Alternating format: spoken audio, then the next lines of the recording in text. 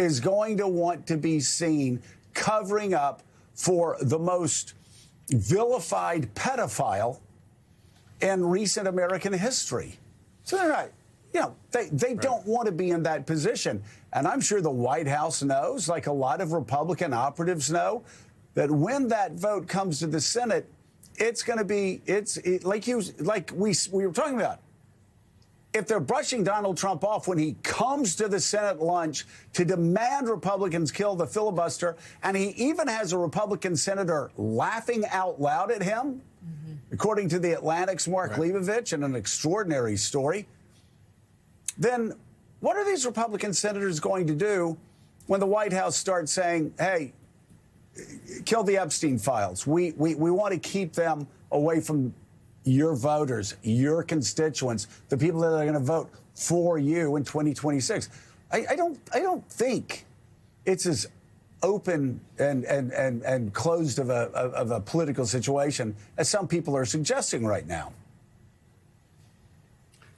13 Republican senators, sitting Republican senators up for re-election. You've got, in addition to that, a bunch of female Republican senators who aren't up for re-election right now. All of them will have a compelling, will be hearing the words of the Epstein survivors will be ringing in their ears. You have people like Joni Ernst and Tom Tillis, who both are retiring.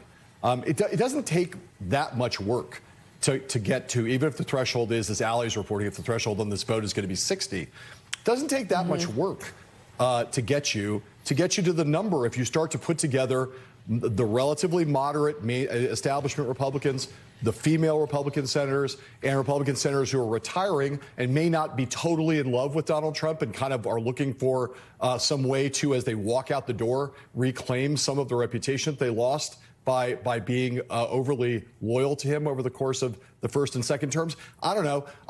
Maybe I'm a dreamer, and obviously things are it always turns out to be tough to get anything through the Senate on a 60 vote threshold. But this issue, Joe, to your point earlier, has cut through in a way that almost nothing else has. It is the rare bipartisan issue in the Trump era. It is a thing that is both overwhelmingly favored by the overall electorate, by the general electorate, and also overwhelmingly favored in an intense and passionate way by the Republican MAGA base. That is a really unusual set of politics on this. And I just don't think, as the temperature rises and the focus on this shifts to the Senate, I just don't think it's at all a foregone conclusion that this thing is going to die there.